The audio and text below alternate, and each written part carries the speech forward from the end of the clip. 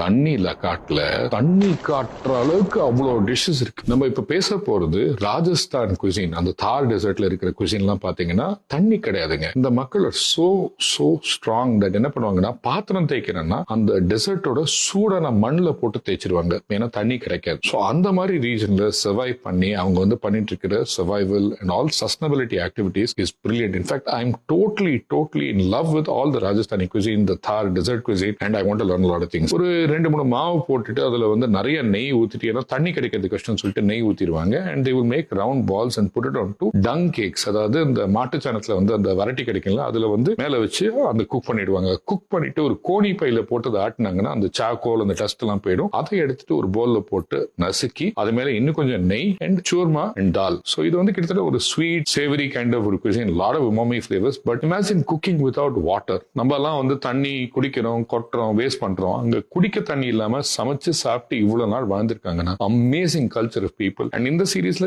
எக்கச்சக்கமான ரெசிபிஸ் இருக்கு which is all about sustainability.